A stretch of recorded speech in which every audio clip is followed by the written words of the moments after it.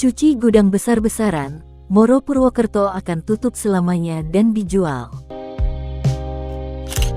Moro Purwokerto yang merupakan salah satu pusat perbelanjaan terbesar di kota Purwokerto akan tutup selama-lamanya dan dijual. Moro Purwokerto dalam hal ini milik PT Bamas Satria Perkasa dalam Pilot Red sedang dalam status sita umum berdasarkan putusan Pengadilan Niaga Semarang nomor 25 PDT Sus PKPU 2023 PN Niaga SMG tertanggal tanggal 16 November tahun 2023. Tim kurator PT Bamas Satria Perkasa dalam Pilot Aan Rohaeni SH mengatakan, terkait kondisi Moro tersebut sebetulnya tidak hanya dikelola satu keluarga. Kalau kondisi Moro ini kan bukan hanya punya satu keluarga, dia banyak ada 8 pemegang saham. Dan ketika kondisi ekonomi seperti ini tidak ada kesepakatan di antara pemegang saham untuk melanjutkan, katanya.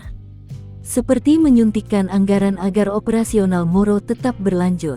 Terus kalau kondisi retail abis pandemi itu memang kena imbasnya, apalagi bisnis retail ini memang ada tunggakan-tunggakan yang gak bisa dibayar, jelasnya.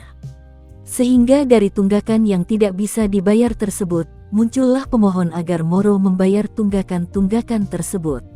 Ini kepailitannya berawal dari penundaan kewajiban pembayaran utang PKPU, jadi dari proses ini ada yang memohon PKPU di Semarang lalu yang ditunjuk saya dengan Pak Happy sebagai kurator, lanjutnya.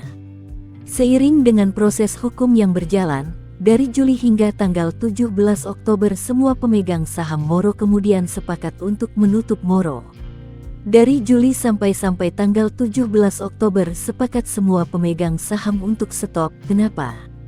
Biar cepat terjual demi PHK karyawan, karena yang paling enak bukan PHK karyawannya, tapi karyawannya itu ada 431 dan tagihannya 12 miliar, paparnya. Untuk membayar pesangon karyawan dan tunggakan lainnya sehingga objek tersebut dijual. Rencananya, selama proses tersebut hingga akhir November bulan ini diadakan diskon besar-besaran atau cuci gudang sampai stok produk habis. Tapi cepat, dijual cepat. Ini sebenarnya kebijakan 70% hanya melanjutkan dari yang dulu ya, karena dulu itu cuma sebagian 70, sebagian 50. Akhirnya kita udah deh diambil keputusan untuk 70%. Lumayan ini untuk biaya kepailitan, sama kan ada beban gaji karyawan yang bisa dibayar.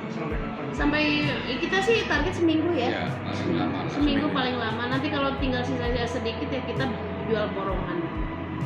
Nah, terkait dengan hal yang lain, kalau barang jualan kan memang tidak diinventarisir sebagai di pertelaan itu, jadi kita harus ngumumin di pengadilan apa aja sih asetnya.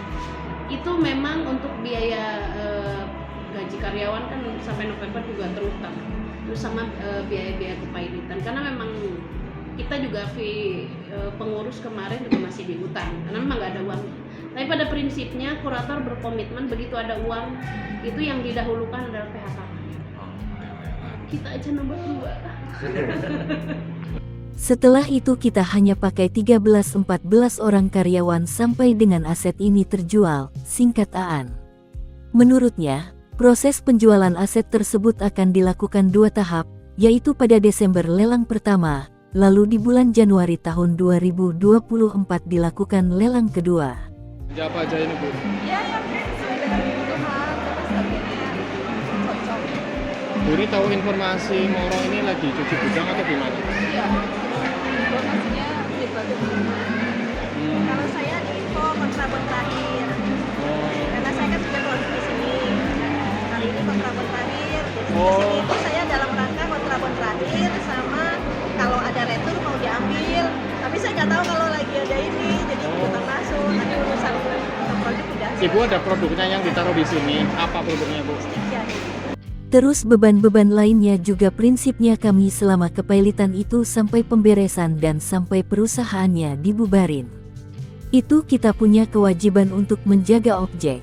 Dan harapannya dapat dibeli dengan harga tinggi, kemudian punya visi misi menyerap tenaga kerja, pungkasnya. Jangan lupa subscribe sob.